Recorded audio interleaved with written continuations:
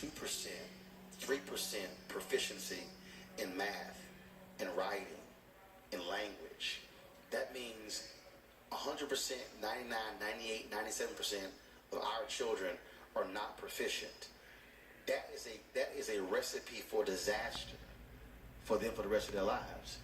And I've heard people literally defend massive failure as if that's our only alternative. Let me try to defend those educators and the politicians you say that are against these other, charter schools, vouchers, and all that.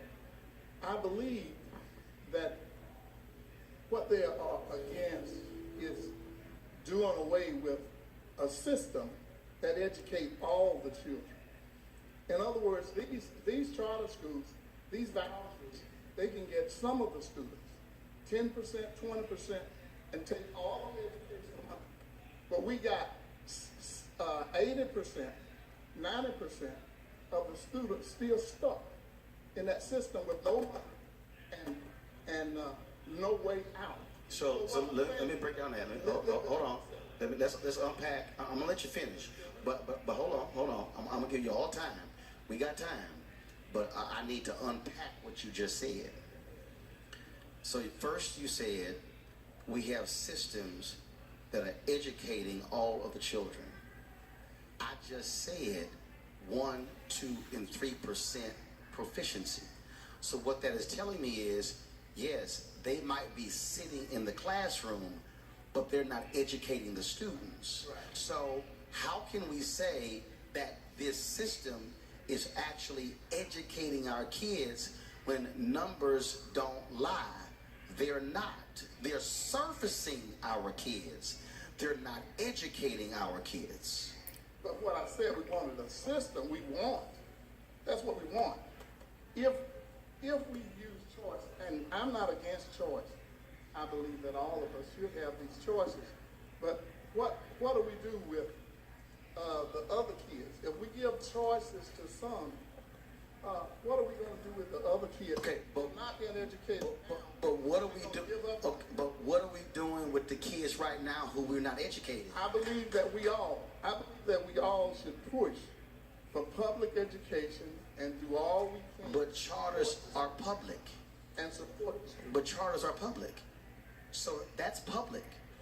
Charters are public schools. Right. Traditional schools are public. Right. And so I'm just trying to understand, we know what is failing. Right. Why are we saying let's keep with what's failing as opposed to try something that might work? Right. I'm not saying keep what we're doing now. So what do we do with it? We need to change the system. We need to get more people supporting public education. But the people here support public. A lot of people have deserted public education. Okay, first of all, you said that we're going to remove the money from traditional schools and leave them with no money on the charters. That's just not true.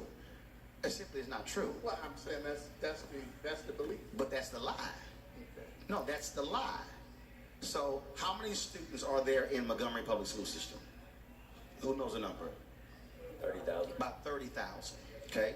That means that there is an allocation assigned to each of the 30,000 students in Montgomery Public Schools. So let's say 5,000 of Montgomery Public School students, if charters are created, 5,000 of them go to those charter schools.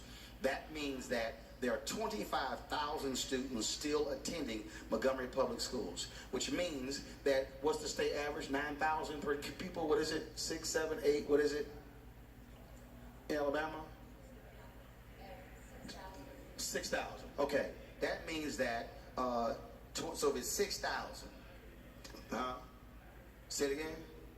Let's just say it's 6,000. All right, I'm just going ahead and pull my calendar out. See, and understand, folks, what's important to me. We need to operate from the same set of facts.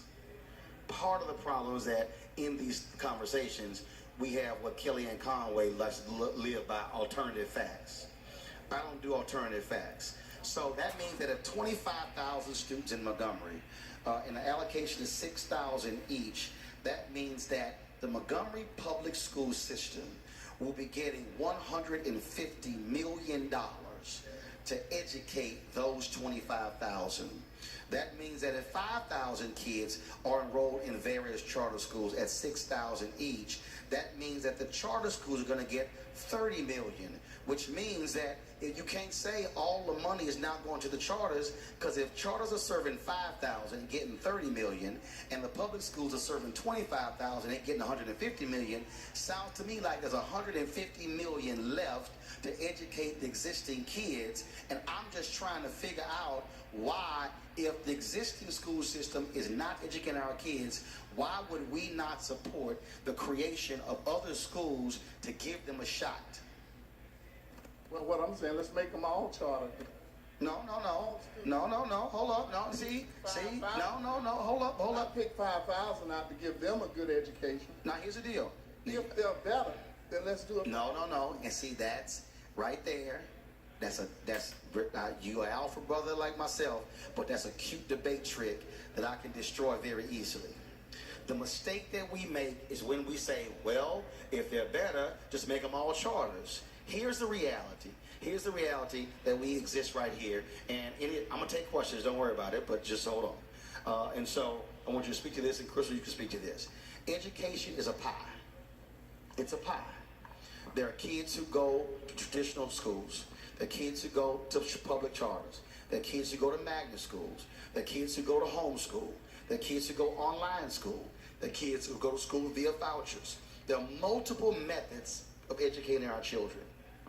We are stuck on a delivery system, believing it's the delivery system. A system versus the system. I have talked to people in Alabama who oppose the Opportunity Scholarship Fund. That's the correct name, right? So, Leslie, they're what? How many kids are taking advantage of those scholarships?